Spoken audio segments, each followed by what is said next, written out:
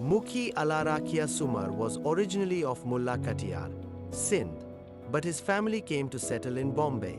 He was an eminent merchant of cloth and sugar. He became Mukhi of the Bombay Jamatkhana soon after the death of Mukhi Alibhai Padamsi in 1848. The Ismailis possessed a graveyard near Dongri, Bombay since 1790, measuring 1 to 706 SQ yards. He and Kamadia Khaki Padamsi extended the site by purchasing an adjoining plot of 6,978 SQ yards from Neelaji Lakshamji for 11,500 rupees in September 1856. During the Aga Khan case in 1866, when the dissenting group publicly joined the Sunni fold on 20th October 1861, Imam Hassan Ali Shah issued a decree expressing his desire to bring the Ismailis to conform to the practices of the Shia Imami Ismaili creed of his ancestors regarding marriage ceremonies, ablutions, funeral rites, etc. The decree reads, "He who may be willing to obey my orders shall write his name in this book, that I may know him." Its copies were kept in Bombay, Sindh, Kathiawar and Zanzibar for signatures. Except for a handful of persons in Bombay and Kathiawar, an almost unanimous acceptance was received from the Ismailis. In the meantime, Mukhi Alarakhia Sumar and Kamadia Khaki Padamsi played a key role and called a meeting in Bombay Jamatkhana on 16th August 1862. Habib Ibrahim, the head of the seceders, and his son Jamad Ibrahim and a few others were also summoned, but none of them responded. Thus, a notice of 21 days was delivered to them, effective from 23rd August 1862, with no positive response in return. Consequently, they were forever ostracized from the Ismaili community.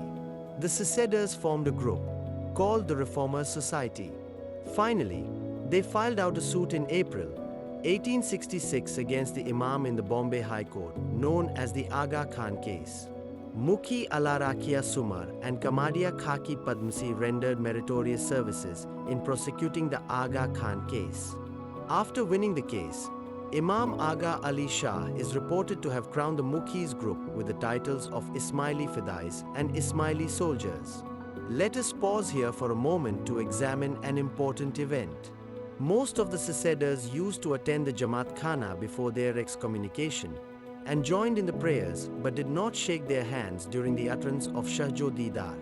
Mukhi Alarakhia Sumar, however, told the Jamaat not to take their refusal seriously. Conversely, the other members of the Jamaat continued the practice of Shahjo Didar as usual and were called as the Panjibhai, a brother shaking hand, a distinctive epithet of the loyal Ismailis. Later on, the term Panjibhai was used in contrast to the seceders, who were known as the Barbahia.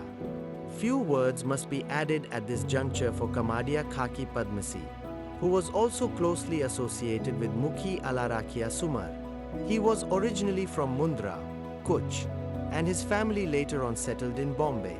He was a leading trader of furniture and glassware. He became Kamadia of Bombay Jamatkhana, where he served for 22 years. He spent huge amounts during the Aga Khan case as well as for the welfare programs of the community, hence being exempted from the payment of tithe. In 1875, he was a witness on behalf of the Jamaat during the case of Hira Bai Gorabai case. He died on 21st June 1877, while his close associate, Mukhi Alarakhia Sumar, died in 1880.